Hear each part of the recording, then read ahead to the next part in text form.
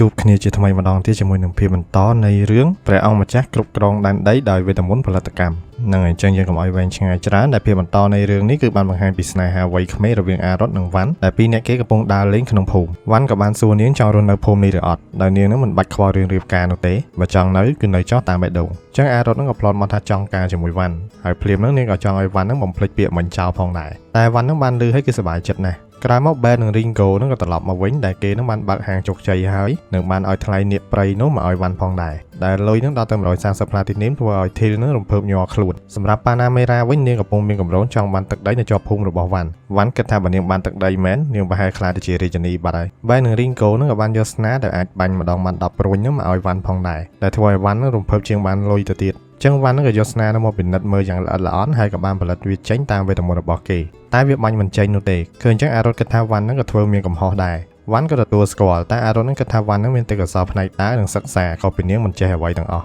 ដោយនាងនិយាយចឹងវ៉ាន់ក៏ចង់ណែនាំគ្រូរបស់គេគឺ Espada និង D នឹងឲ្យជួយបង្រៀននាងនោះនាងនឹងខ្លាំងដូចវ៉ាន់ដែរក្នុងពេលហ្នឹងវ៉ាន់ក៏សួរពីវេទមន្តរបស់អារ៉ុតដែលធ្វើឲ្យនាងនឹងតក់ស្លុតដែលវេទមន្តរបស់នាងនឹងគឺអាចបញ្ជារបស់គ្មានជីវិតបានហើយវេទមន្តរបស់អារ៉ុតនឹងក៏ដូចជាវេទមន្តរបស់វ៉ាន់ដែរត្រូវបានគេចាត់ចូលជាវេទមន្តអន់បំផុតនិងស្អប់ផងដែរចឹងវ៉ាន់ក៏ចង់ឃើញវេទមន្តរបស់នាងព្រោះកម្រមានអ្នកប្រើវេទមន្តនេះណាស់ចឹងប្រហែលជាវាសនាឲ្យដែលឲ្យគេមកជួបនាងចឹងវ៉ាន់ក៏ធ្វើតុក្កតាមួយមកហើយអារ៉ុតនឹងក៏ប្រើវេទមន្តនាងបញ្ជាឲ្យតុក្កតានោះមានចលនាពេលឃើញហើយវ៉ាន់ជឿជាក់ថាវេទមន្តរបស់នាងនឹងអាចធ្វើបានច្រើនយ៉ាងខ្លាំងណាស់សូម្បីតែ Till ក៏សរសើរនាងផងដែរនឹងផ្ដល់យោបល់ឲ្យវ៉ាន់នឹងធ្វើតុក្កតាធំៗឲ្យខ្ជូតដើម្បីសម្ដែងអ្នកភូមិទស្សនាវ៉ាន់នឹងក៏ចង់បង្កើតតុក្កតាចេញពីថ្មមីស្រីលផងដែរតែសម្រាប់អារ៉ុតគឺមិនចង់បង្ហាញវេទមន្តរបស់នាងឲ្យគេឃើញនោះទេចឹងវ៉ាន់ក៏ប្រាប់ពីវេទមន្តគេដែលឪពុកគេនឹងថាជាវេទមន្តចង្រៃតែពេលដែលគេប្រើនៅទីនេះអ្នកភូមិនឹងក៏ពេញចិត្តវេទមន្តគេគ្រប់គ្នាចឹងវ៉ាន់ជឿជាក់ថាវេទមន្តនាងក៏អាចធ្វើឲ្យគេពេញចិត្តដែរលើចឹងហើយនាងក៏បានសាកលោមើលល្ងាចឡើងឆាកមួយក៏បានរៀបចំឡើងនៅអ្នកភូមិនោះមកឈរចាំជាច្រើនអ្នកចឹងអារ៉ុតនឹងក៏បានបង្ហាញវេទមន្តនាងវិជាតុក្កតាធំនោះឲ្យងើបឈរតែពេលឃើញវេទមន្តនេះអ្នកខ្លះហ្នឹងគេបានលើថា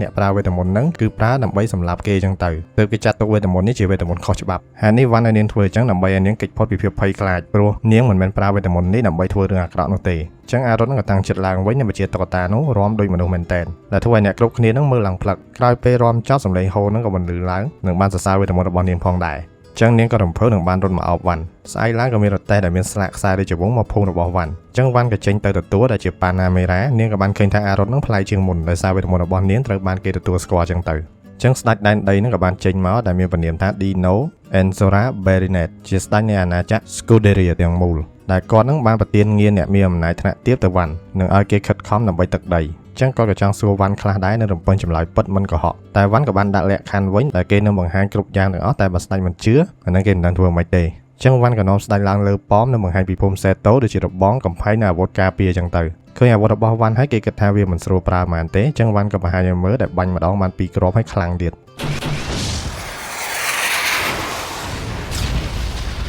ដែលធ្វើឲ្យស្ដេចនឹងភ្ញាក់ផ្អើលរួមទាំងទម្រង់បទាយនឹងមានរឿងជាផ្កាយដែលអាចវាយសត្រូវដែលចង់ឈ្លានពានបានច្រើនច្រកវ៉ាន់ក៏មានអាវុធផ្សេងទៀតផងដែរគ្រាន់តែគេមិនទាន់បានសាកល្បងវានៅឡើយឬចឹងមន្ត្រីនេះស្ដាប់ទៅដូចជាវ៉ាន់នឹងអ្នកផលិតវាឡើងអញ្ចឹងតែការពិតវ៉ាន់នឹងគឺជាអ្នកផលិតវាមែនដែលគេផលិតទាំងជញ្ជាំងទាំងរបងទាំងផ្ទះអ្នកភូមិនិងហេដ្ឋារចនាសម្ព័ន្ធទាំងអស់ដែលមានការជួយពីអ្នកផ្សេងខ្លះផងដែរដែលប្រើពេលត្រឹមតែ4ខែប៉ុណ្ណោះដែលមើលទៅស្ដេចដូចមិនសូវជឿចឹងមានតែបង្ហាញឲ្យមើលពេលដើរកាត់ភូមិនោះអ្នកភូមិបាននិយាយរាក់ទាក់ជាមួយនឹងវ៉ាន់ធម្មតាដែលមិនខ្លាចឋានៈអីនោះទេហើយពេលដើរបានបន្តិចហ្នឹងក៏មកជួបនឹងក្រុមអ្នកផ្សងព្រេងសក់បាសនិងបានមកជួបអំបូរមនុស្សមច្ឆាអាផូខាលូផងដែរដែលស្ដេចនឹងសឹងតែមិនជឿអ្វីដែលគាត់បានឃើញផ្ទាល់នោះទេចឹងវ៉ាន់ក៏ចង់បង្កើតជញ្ជាំងនៅពីក្រោយទន្លេនោះហើយនេះ Espada ក៏ប្រើវេទមន្តបំផុសដីឡើងហើយវ៉ាន់ក៏ប្រើវេទមន្តធ្វើឲ្យវាទៅជាជញ្ជាំងក្រោយមក Lada Vesta ក៏បានមកធ្វើការគោរពទៅលើស្ដេចផងដែរនិងបានយកកាដូមកឲ្យទៀតដែលជាថ្ម Orihalcum ជាដែកមហាពិសេសដែលគេចាត់ទុកថាជាព្រះនៃដែកហើយបើបានធ្វើជាដាវវិញតម្លៃវាគឺជាង100 Platinum ឯណោះដែលអាចចាត់ចូលជារតនសម្បត្តិផងដែរតែពេលហ្នឹងវ៉ាន់បានយកវាផលិតចេញជាដាវមួយបាត់ទៅហើ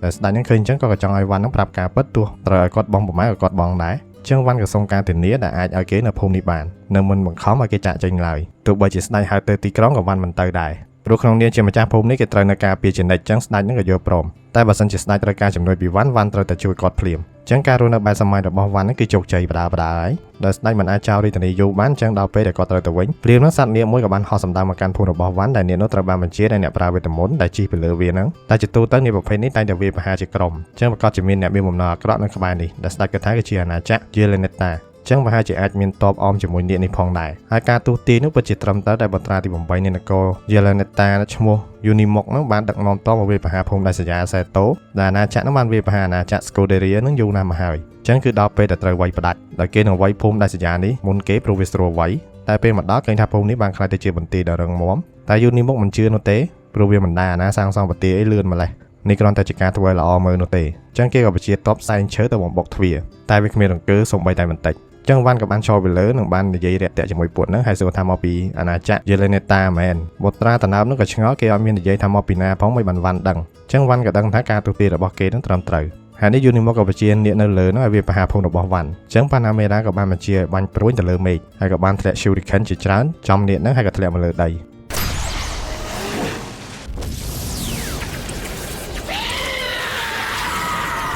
រដ្ឋមន្ត្រីគេអាវុធនេះឲ្យដឹងថាវាមានសមត្ថភាពប្រហែលនឹងអ្នកប្រើវេទមន្តធាតុផ្សេងដែរឃើញចឹងហើយតររបស់ Unimog នឹងក៏បោះអាវុធចោលសុំចោះចាញ់តែ Unimog នឹងមិនទាន់ចាញ់ទេចឹងប៉ាណាមេរ៉ាក៏បាញ់ព្រួយសម្លុតប៊ីសត្រូវផ្លោកសម្រាប់ស្ដេចវិញមិននឹកស្មានថា Fertio មានកូនដែលអស្ចារ្យបែបនេះសោះតែវ៉ាន់នឹងត្រូវបានអពូកេតដេញចេញដោយសារតែវេទមន្តបែបនេះចឹងស្ដេចក៏ចង់ស្រាវជ្រាវពីការវិភាគវេទមន្តឡើងវិញចឹងដែរ Unimog នឹងត្រូវបានចាប់ខ្លួនយកមកសួរចម្លើយតែវាមិនបានឆ្លើយចឹងប៉ាណាមេរ៉ាក៏គំរាមដាក់ទណ្ឌកម្មចឹងវាក៏ឆ្លើយភ្លាមដែលអាណាចក្រ Yeleneta នឹងវាប្រហារភូមិនេះមុនព្រោះតំបន់ដាច់ស្រយាលងាយនឹងវាយយកតែក៏មានតចម្បងមួយក្រុមទៀតកំពុងវាយប្រហារបន្ទាយក្រុង Skudet ឮចឹងហើយស្ដេចមានតែបញ្ញាប់ត្រឡប់ទៅរាជធានីវិញដើម្បីដឹកនាំទ័ពការពារ Skudet ចឹងស្ដេចក៏ឲ្យវ៉ាន់ចូលរួមប្រយុទ្ធការពារ Skudet ផងដែរតែវ៉ាន់មិនចង់ទៅនោះទេនឹងបានលើកមូលហេតុដែលគេមិនអាចចាក់ចែងពីភូមិនេះបានដោយសារតែកំពុងអភិវឌ្ឍដែលមិនទាន់បាន 10% ទៅតាមអ្វីដែលវ៉ាន់ចង់បាននោះទេទោះបីពេលនេះមានលទ្ធភាពសម្រាប់នាគបានក៏ដោយប៉ាណាមេរ៉ាក៏ចង់ឃើញពីការវិវត្តរបស់ភូមិនេះតទៅទៀតដែរតែប្រទេសជាតិមានវិបត្តិចឹងក្នុងនាមជាអ្នកមានអំណាចវ៉ាន់គឺត្រូវតែចូលរួមការពារតាមទូនាទីចឹងជាមនុស្សវ៉ាន់គឺត្រូវទៅហើយនេះវ៉ាន់ក៏ទុកអេស្ប៉ាដាឲ្យនៅមើលភូមិនេះចំនួនខ្លួ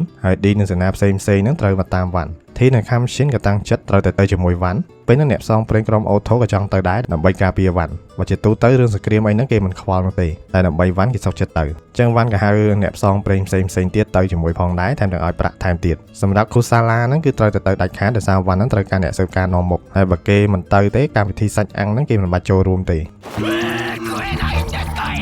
លើចឹងគេក៏ព្រមទៅហើយសម្រាប់អាវុធវិញវ៉ាន់ចង់យកព្រួយគេទៅតែវាពិបាកក្នុងការលើកយកទៅណាស់ចឹងអារ៉ុនក៏ចង់យកតុក្កតារបស់នាងទៅជាមួយតែនាងហ្នឹងក៏ទៅជាមួយវ៉ាន់ផងដែរចឹងវ៉ាន់ក៏បានហៅតបគេទាំងអស់មកប្រជុំគ្នាដែលពួកគេនឹងមិនទៅជួបមុខឡើយព្រោះផែនការចម្បងនោះគឺអ្នកទាំងអស់គ្នាវិលមកភូមិវិញដោយសុខសុវត្ថិភាពទាំងអស់គ្នានិងអភិវឌ្ឍភូមិសេតូបន្ត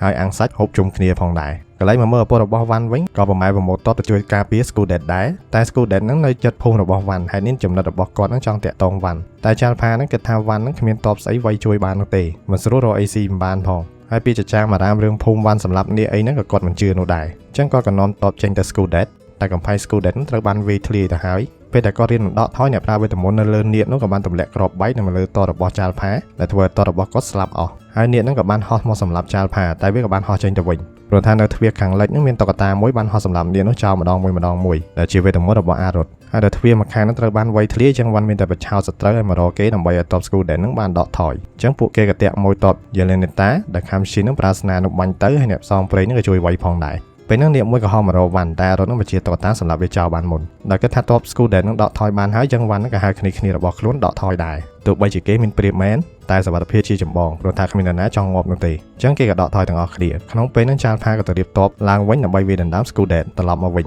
ញពេលហ្នឹងបងធំរបស់វ៉ាន់ហ្នឹងក៏បាននាំតបមកដល់ហើយស្ដេច Dino ហ្នឹងក៏មកដល់ផងដែរចឹងចាល់ផាហ្នឹងក៏ប្រាប់ពីតបគាត់ហ្នឹងត្រូវបានសម្លាប់ចោលអស់ហើយតែគាត់នៅមានជីវិតដោយសារនាគហ្នឹងសុកវាហោះចេញទៅវិញចឹងស្ដេចដឹងថានោះគឺជាស្នាដៃរបស់វ៉ាន់ហើយគាត់ក៏បានប្រាប់ពីសមិទ្ធផលរបស់វ៉ាន់ដែលបានសម្លាប់នាគនិងបានងារជាអ្នកមានអំណាចឬប្អូនរបស់ខ្លួនបានតំណែងមុនខ្លួនមូសៀហ្នឹងក៏ក្រាបដៃចឹងស្ដេចក៏សួរមូសៀចំណែនប្អូនបានអំណាចមុនមែនតែផ្ទុយទៅវិញគឺមូសៀហ្នឹងសប្បាយចិត្តទៅវិញទេមែនក៏អីសម្រាប់ក្រុមវ៉ាន់វិញបានមកជុំគ្នាក្នុងព្រៃដែលគិតថាបើវ័យមិនបាន Skudet មកវិញទេសត្រូវហ្នឹងគឺនៅក្បែរក្លៀកតែម្ដងសម្រាប់អារ៉ុតនេះមិនចង់ធ្វើចឹងទៀតនោះទេនាងខ្លាចសង្គ្រាមណាស់តែដែលប៉ាណាមេរ៉ាហ្នឹងត្រូវវាយក្នុងសង្គ្រាមនេះដែរចឹងវ៉ាន់គឺត្រូវតែជួយខ្លះហើយនេះវ៉ាន់ហ្នឹងក៏ចង់ផលិតម៉ូតាឈ្មោះក្នុងខ្លះហុកក្លែនឬអាស្អីសម្រាប់បាញ់បតក់ហ្នឹងហើយគេនឹងយកអាវុធហ្នឹងទៅកន្លែងប្រយុទ្ធតែសំខាន់គេយកវាទៅនោះដោយរបៀបណាបើធំចឹងណាមួយដីនៅនោះរដាត់រដប់ចឹងវ៉ាន់មានតែផលិតវានៅកន្លែងប្រយុទ្ធហ្នឹងតែម្ដងហើយគេធ្វើវាដោយរបៀបណាចាំទស្សនាក្នុងភាគក្រោយ